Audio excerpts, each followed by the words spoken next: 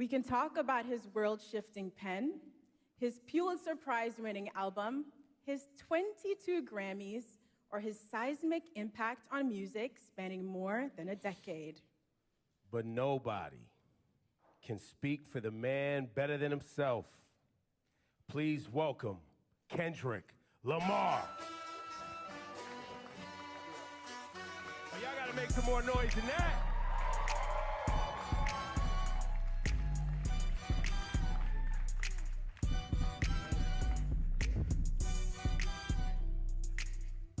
Good morning.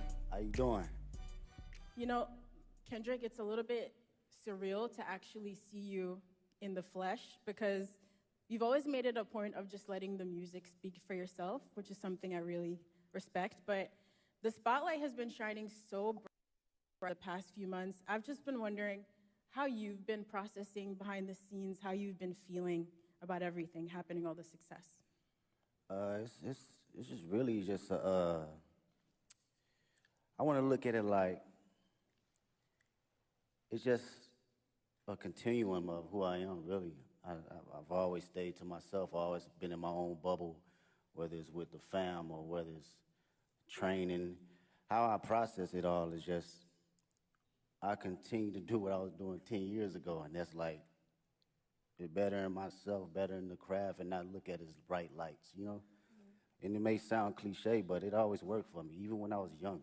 You know, playing sports or being in the forefront of presentations and stuff like that. It was like, I gotta look at myself in the mirror rather than looking at it as a crowd or, you know, fame and attention. So now, early days of your career, you know, Section 80 days, even early mixtapes, and you perfecting your craft as an MC. Did you ever think we'd be at the Super Bowl with this? I wasn't thinking about no Super Bowl. You never thought about the Super Bowl? I wasn't thinking about no Super Bowl for sure. We was thinking about the best verse and how we gonna split this $5 at Church's Chicken or something like that. It wasn't no Super Bowl. Going to the studio and getting a meal. But I think, well, what I know is the passion I have now is still the passion I had then. And I think that carried on to the Super Bowl. So it was all about being present. As long as I was present in the studio and present in whatever that line was or whatever that mistake was, rapping or doing hooks or choruses or whatnot, I was present in that moment. I felt that passion. I think being present and not actually foreseeing everything kept me in the grounded state of mind in order to be at, you know, big stages like this. I think we felt that presence and that focus in your work for the past 15 years. Like Ebro said, going all the way back to projects like Overly Dedicated. And so seeing you perform with Dr. Dre at the halftime show 3 years ago, we already felt like that was the most hip-hop, beautiful halftime show ever. And now for you to come back and be the first solo hip-hop artist to headline, how does it feel being the artist to hit that milestone? And, you know, just your thoughts on what that means about hip-hop's progression and impact over the years. But that it made me think about, like, the grind of it. You know what I mean? A lot of people don't see, like, the story before the glory, man. And that's like shuffling out your mixtapes and, you know, going to neighborhoods and parties and performing there, hole-in-the-wall spots. It reminds me of the essence and the core response of rap and hip-hop and how far it can go. So for me, that mean everything because it puts the culture on the forefront where it needs to be and not minimized to just a catchy song or verse. This is a true art form. So to represent it on this type of stage is like everything that I've worked for and everything that I believe in as far as the culture. Like, I live and die by it. This changed my whole family life, so I don't take it for granted at all as far as an art form, you know? It feels like that was a lot what this year was about too, right? Like you, I guess, you know, you took it and put it on your back and you felt like a line needed to be drawn, right? Was that your intent when you rolled out this year? Was like, yo, I'm drawing a line. Like, this is what it is. My intent was to always keep, I think from day one was to always keep the nature of it as a sport. You know, I don't care how motherfuckers look at it as far as like, as a collaborative effort, you know, that's cool too, but I love when artists grit their teeth. Like I still watch battle raps. I still watch Smack URL from Murder Mook to Lux to Tay Rock. You know, my bro Daylight. This has always been the core definition of who I am, and it's been that way since day one. So I don't think it was a thing for this year. It was always just a continuum. And what I will say about this year, it was more from a space where I think a lot of people was putting rap to the back, and you didn't see that. You didn't see that grit. You didn't see that bite anymore. So I always took that in consideration in going into any type of my music. That's interesting. So I hope this makes sense, right? You know, we've been following your journey for about 15 years, and you have been so consistent in the messaging and the focus, like you said, and you've always moved with integrity. So in a lot of ways, I feel like we thought we knew exactly who you were as an artist in a positive way. And then last year, it felt like you unlocked a whole new dimension for us. But that person, like you said, was always in there. But I'm wondering, do you still surprise yourself sometimes? Did you surprise yourself last year, or was it just us, the fans, with our jaws on the floor, just stunned? That's a good question. Surprise myself? Nah, I don't think I surprised myself because this, for me and for my partners that's been around me since 2005, 2006, like my brothers, they know my personality. They know my capabilities, even when it wasn't presented to the public at first, right? So this is just like a revolving door of what I've been doing in Carson Studios, at the homie garage, or my brothers at TDE, or just anybody around the city of Compton in LA. It's just magnified to the level where I've progressed it and did enough hours to know, okay, I know where to place it now. I know how to make it connect with people. It feels like each album, too, getting to this point was like, it was an album for the culture, and it was an album for the critics. You know what I mean? And then it was for the critics, Yeah. and then GNX comes along, and it's like, nah. This is an album for anybody, everybody, and anybody who want it at any time. And you brought that energy, and the energy you brought on GNX was an energy that I don't think was really happening in hip hop. Like, it's a Public Enemy level energy. It's a Ice Cube, America's Most Wanted energy. For sure. Like, it's a classic, timeless energy. Talk about your headspace between Mr. Morale and this GNX. Yeah, no, that's great. Go back even further, man. Speaking on that energy, like it's my cousins was like DJ Quick, and Dre, these folks that my people was playing. So I always had that DNA. And you heard that DNA a little bit on Good Kid, Mad City, but I wanted to tell my story first, right? And fast forward to GNX, I felt it was just a perfect time because not only the energy was lost, but it was an energy that was bubbling inside of me as well. I wanted to go back to the forefront of just the bite and just the grit of rap, just all raps and hard-ass beats. And that's like the basics for me. I thought about, damn, what I used to like when I was a kid. Hard raps, good beats, that's smacking, right? And it was a great transition from Mr. Morale because that was my most intimate. I wanted to go inside of my own psyche and my own personal withdrawals and see how it connects with the public and who can relate.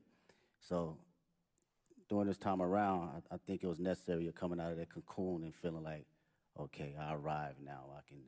I can spread my wings and show every state of who I am as far as Kendrick Lamar. And you really did spread your wings. I mean, you just came off a huge Grammy wins. You walked away with 5 awards, and you won Not Like Us won for Song and Record of the Year, which in itself is remarkable. But I think for people who love and respect hip-hop and the roots of this culture, the competitive spirit of it, it has been a little bit mind-bending that you created this massive cultural award-winning anthem out of a battle rap song. And how is that something, after you got off that Grammy stage, you got home in some quiet time, what was going through your head? I was just thinking about the culture, really. It's always that for me first. I'm not even bullshitting with you. It's like when people talk about rap, man, the conversations I hear, they think it's just rap and it's not an actual art form. So when you put records like that at the forefront, it reminds people that this is more than just something that came 50 years ago. They forget that it's even been here 50 years, right? And like kind of like belittle it. So I love to see that it gets that type of recognition for just straight raps, from awards to the billboards, all that, because this is truly just as big as an art form and a genre as any other genre. So that's what I think about, and I feel accomplished being able to do that. You know, whether somebody else come behind me and do it again and quadruple it, I love to see it. If that was my purpose to do that, then that's exactly what it was for that particular moment. I think people often miss the significance of that Record and Song of the Year award, because that Song of the Year award is a songwriter's award. Like, it's not just the biggest song. It's like someone wrote a Exactly. song. And you as a songwriter, when you see your name up there and it's written by Kendrick, and that's it. Yeah. That's powerful. And I think to what you're saying, I think there's a lot of people who have become fans of hip hop, and they, you know, you like the songs you hear and know, but you're not actually tapped into the work that it takes for Yeah. you to generate Yeah. the output, the art. Exactly, man. As a writer, you know, and that's what I can appreciate the most. And knowing how much time I dedicated over the years in just trial and error, writing the most terrible to some of the greatest shit. You know, we all do it, from writer's block to figuring out how to find inspiration from the most non-popular aspects around me. So it's like knowing that trial and knowing what I put in as far as my thinking process and what it takes to get there, I do not look at it as a small like endeavor because it's a hit record. No, it's actually some writing in that shit. You know, whether it connect with you on a spiritual level, whether it connect with you on a comedic level, whether it connect with you just on a personal dynamic, it's still from a writer's point of view. Yeah, you are an incredible writer. There are songs on GNX like Reincarnated. I didn't know what to do with that song for the first few times I heard of it, just trying to figure out where you possibly came up with the inspiration for a record like that. Like, when you're working on those songs, are you going through multiple versions until the right thing comes to you? It's hard to fathom, I guess is what I'm saying. Yeah, well, records like that. First off, shout out to Tupac. That's the number one. That was always one of my favorite records from him and Outlaws. With records like that, it's always going into my mind of like, what if, right? And crafting out my what if ideas to the masses. So when I think about concepts and I think about what I actually believe and what I feel, I just go through a breakdown as if I'm reading a book, you know, and how I want people to hear this from a book sequence. So my initial process is, okay, how can I open them up to the story, and how can I drive them to the ending point to make them feel truly exactly what I'm trying to convey, whether they take their own perspective from it or they take mine. I just want you to feel it first. You know, the writing is there, and now it's up to me to perform it to where you can feel it. Yo, give it up for this guy, Kendrick Lamar. Y'all too quiet, man. This guy, you know, this guy he doesn't sit down and do this too often, so this is a very special conversation, and we appreciate you, bro. Appreciate it. I really do. And shout to SZA, too, because you guys are making Yeah, history man. right now. Hell and, yeah. and you've seen her from her humble beginnings like she's seen you from your humble beginnings. You've watched her find success, and now y'all sharing the stage at the Super Bowl. This humongous tour that's rolling out next year. Talk about this moment in both of y'all's career. Have you guys had a chance to even see each other in this moment and be like, yo, like? We haven't even had a chance to crash out about it because everything been moving fast, like far as production and rehearsals and stuff. So we speak, but we haven't really got a chance to settle into the moment. For me personally, watching her, you know, her career and where she's come from, it's amazing to see. I get to finally see how certain individuals see me come up in the process, because I seen her day one coming in the studio and writing songs, throwing away songs, writing another song, throwing away songs, and songs is hard. And I understood that process, though, wanting to be great. You know, even when people saying this is classic records. You're like, no, I'm gonna write another one. And I understood that and I seen it. So to see it now magnified is like, she always had it, man. She always had it. And I'm just honored to be next to a talent. Yeah, you've both worked really hard to be here in this moment. And on Heart Part 6 is really amazing to hear you detail that journey for old and new fans, coming up through the ranks at TDE and now launching your own agency, PG Lang. So performing at the Super Bowl halftime show is very much, us as fans getting to celebrate you and this beautiful musical legacy, but also now you're stepping out as an entrepreneur. What has it been like to build your own business and to also showcase some of that creativity from your agency on this platform? Oh, man, I love the process. Shout out to PG Lang. Make some noise with PG Lang. Yeah, that's my team, man. It's 30 incredible individuals, 5 extraordinary executives that work day in, day out to make sure we are doing something that will long live the culture. From a music standpoint, from a creative standpoint, fashion, film, books, day in, day out of just being around like-minded individuals that have different perspectives outside of just music. So through that process, it was a challenge for me, but even more a process of me enjoying, different ideas and different backgrounds and how to look at things. I love it. I love it. Being on calls and, formulating business ideas and ventures outside of my usual norm, it challenges me. And I can't wait to see what happens next. I know it's going to happen next. Yeah. We can. I think for the audience too, and anybody watching around the world, the PG Lang thing is I think people see you as an artist and someone who makes music, but I don't know if you want to share it today, but the level of detail that you yourself, along with Dave and shout to the whole PG Lang team, but y'all as friends that came up together, you in the edits. Like what we're going to see on Sunday is a PG Lang production. Yes, that's all PG Lang. That is us sitting day in, day out, from the edits, the production, the stage design, the music, the sound tech. It's everything across the board, and it takes a lot of work. It takes a lot of creative individuals. I can't sit here and say it's all me, because these are people that are just as passionate and want to see us win, but also want to put out something that lives a long, long time. And with Dave's creative mind, it's just, he's insane, man. That dude is like Basquiat in so many different fashions. You can clearly pick his brain about anything, and he'll give you an answer right down the middle to help you decide for yourself. So that's something I can always appreciate. Yeah, I'd say with all of your powers combined, y'all are really diabolical. Like, when you roll out the videos, all the visuals for GNX, just the way you all move strategically together, it is inspiring beyond the music. Just thinking about how to approach life and art in a holistic way. And so when it came down to planning for this Super Bowl now, you've teased on the album coming up to New Orleans with this LA energy. How did you guys approach the show and trying to figure out how to pay tribute to the classics in your catalog with this new music in like a 13-minute set list? Yeah, it's wild. Mr. Morale's like an hour and 30-minute tour, so it's like you gotta smack down all the way to 13 minutes.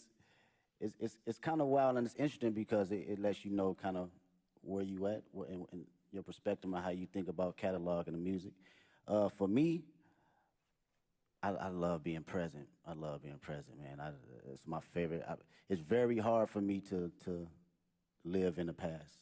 It's very hard. I respect the past wholeheartedly, but being in the now and being just locked into how I feel and the energy I have now, that's the LA energy for me. That's something that I want to carry over to New Orleans and for the world to see. This is me. This is Kendrick Lamar, 37 years old, and I still feel like I'm elevating. I'm still on the journey, though, And I want that energy to ooze out into the televisions and to the people that's in that building. Well, and on that, the connection between black culture and New Orleans and how important and shaping our ancestors were in this town, music, jazz, all that. You always put our culture and black culture at the forefront of your brand, your music. Same thing in LA. A lot of our family members moved out to California from the South for new opportunities. Man, what? So there's a big connection between LA and the South. So when you say you walked in to New Orleans with that LA etiquette and all of that, I don't know if people really grasp that, but you got to be feeling that That's a energy bar. like when you are out ready on Sunday to do your thing. That's a bar. It's crazy, bro.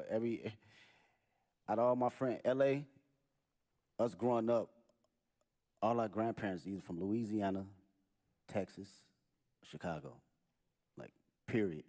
So our dialect and how we talk, it gauges from, like, the South and, like, the Bay Area. So, like, going to the store, we say finna. I'm finna go to the store. Like, that's some South, you know what I'm saying? That's not no LA, right? So that energy right there, and you know, making that correlation, it means a lot to me for people to understand that. And the culture and just being black, I can't help that, man. It's just not something that I think about or even try to, like, go, I'm black. It's just go. It's in you. It's not on you. Yeah, it's gonna come out every time. I can't sugarcoat it. You know, I can't downplay it. I'm at a point in my life I can't necessarily fake the funk for nothing. And I've always had an essence of that, but you know, you have kids and shit, like, I have to be who I am authentically. And if, you know, the world can't accept that, then so be it. But who rocking with it, I'm gonna put it all the way out there, you know, whether it's in private or whether it's on the main stage. Yeah, I don't think a lot of people and a lot of artists stand in themselves as authentically as you have. And I think one of the questions we've all been wrestling with over the past few months, watching you and the way you've moved, is really, what is the role of an artist? And I think lots of people have very different definitions, but young Kendrick, again, back to overly dedicated and Section 80 mixtape Kendrick, and GNX Kendrick, Super Bowl, Grammys Kendrick, has your idea of what the role of an artist is, you as an artist, has that ever changed? I don't think I knew exactly what my role was early on. I had maybe clues of it, but now today I can truly say it's to express myself and express things that people can necessarily say on the daily and for them to actually relate to. And come from the most vulnerable place where people can actually feel it. I think that is, for me, that's the role for me as an artist. I don't give a what place it come from. I could be the most angry person on the record. You gonna feel that day if you woke up and you felt that. You wanna smile, you gonna feel it, because I'm gonna make sure I'm present that particular time in the studio, in the booth, that I feel happy and I feel energized and I feel, you know, if I feel frustrated, you gonna feel it. And to carry that as an inspiration for people that's listening that may not have a voice, that, you know, I've grew up with cats, still to this day can't have a conversation.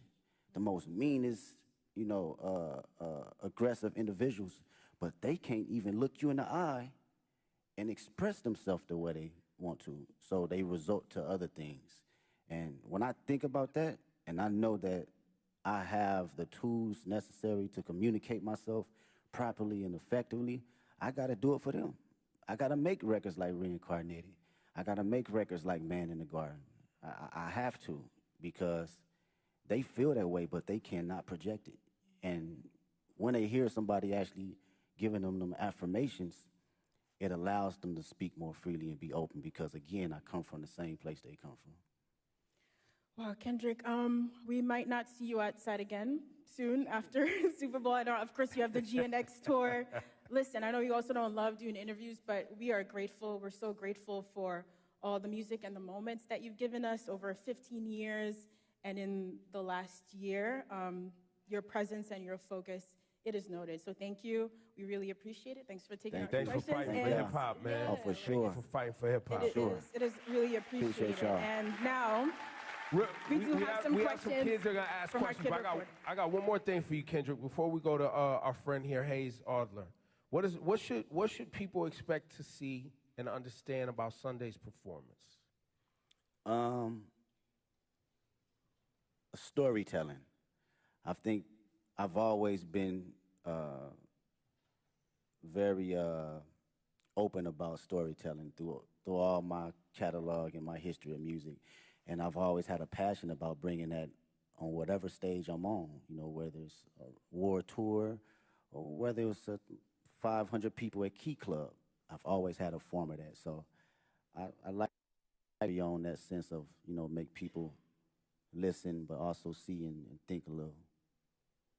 I think this is going to be one of those performances where people are going to be digging up Easter eggs for I mean, years, that's the Kendrick years thing, to come, right? Even when it's not an Easter egg, people gonna make one up, right, Ken? Yeah. Hayes, this is Hayes Adler. He's got a question for you, What's up, Kendrick. man? Hi, Kendrick. What's going on? How do you prepare for such a big performance? Do you have a favorite way to stay healthy and active? Yeah, I do some laps, whether it's some sprints. If we talking about, let's go from, okay, on a physical level, I'll give you that. Maybe it's a 2-mile warm-up or a mile warm-up, maybe some push-ups, just to get the body movement. Sometimes you be out on that stage, man, it take you need some oil on your knees a little bit to get moving and get cranky. So physically, yeah, I'm just exercising the body, a little bit of stretching, a little bit of all that. And on a mental level, I'm usually playing some Isley Brothers just to calm not my nerves, but calm my excitement and just give it a balance, So that's my prep right before I go out. Thank you, Hayes. Thank you so much. And now Alvin Williams. How you doing, sir? What's up, Kendrick? What's up, man? I'm a little with Big Brother and Big Sister New Orleans. What has mentorship meant to you during the course of your career? And if you could thank your mentors for believing in you, what would you say? Oh man, mentorship has been everything. To be around individuals that experience every little thing that you think that you're the first person to go through it with, it's a difficult task when you're a young individual because you're like, shit, you don't know what you're talking about. But as you progress and you be like, damn, he or she was right, you begin to understand life a little bit better and not be so judgmental to people that have been here before you, right? The greatest thing I would say mentors, a couple mentors that given me was like affirmation, and to always give myself space to believe in who I am, even when I wasn't feeling it, right? You can accomplish so many small things or big things, and you still can fall in a slump where you doubt yourself. And even though these mentors haven't seen the spaces and been in the places I've been in, it was always time to allow me to share exactly who I am or how they see me and what I'm capable to give to the world. And I think that goes a long way, from people in the highest places and the lowest places. We all need them. All right, thank you. Thank you. Thanks, Alvin. And we have one more question from young Dylan. What's up, Mr. Kendrick Lamar? There you go. Yes, That's sir, yes, an sir. artist right there. Yes, sir. It's a truly honor to meet you. And my question I have for you is, what advice could you give to kids about not being like anyone else? And how could they stay authentic while pursuing your path? It's a great question.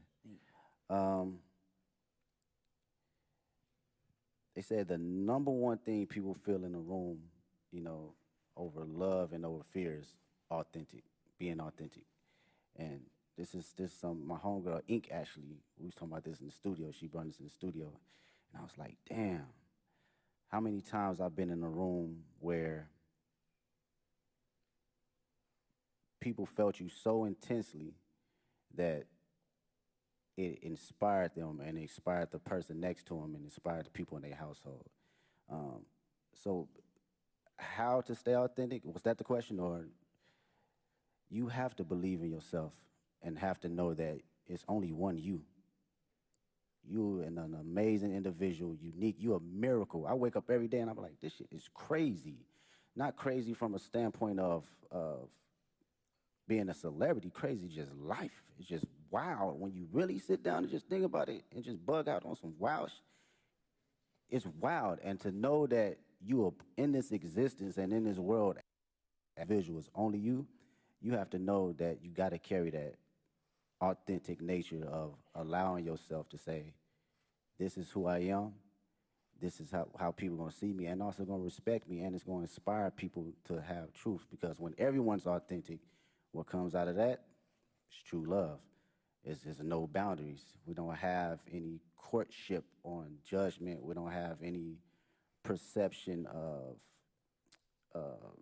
being able to ridicule anyone, because you showing up as your true self, I'm showing up as my true self. And carrying that nature, it'll take you places. Appreciate His you. answers are just as thoughtful as in the music. It's ridiculous. Thank you, Dylan. Thank you, Kendrick. Appreciate you. Ladies and gentlemen, one more time for the great Kendrick Lamar, please. Thank you so much for your work and your dedication. We Thank you. appreciate you. Go Appreciate out there y'all. and have fun on Sunday. Thank you so much to everyone for joining us today. We can't wait to see Kendrick take the Super Bowl halftime show stage. While you wait, you can listen to his catalog in spatial audio. Now, look, shortly after the performance, you'll be able to stream the full halftime show right there on Apple Music. You can listen, you can watch, you can sing, all the things Kendrick all the time on Apple Music. So one more time, for all of you, Kendrick Lamar, thank you for delivering as usual. The show on Sunday is going to be special and amazing. I'm positive. Thank you all so much.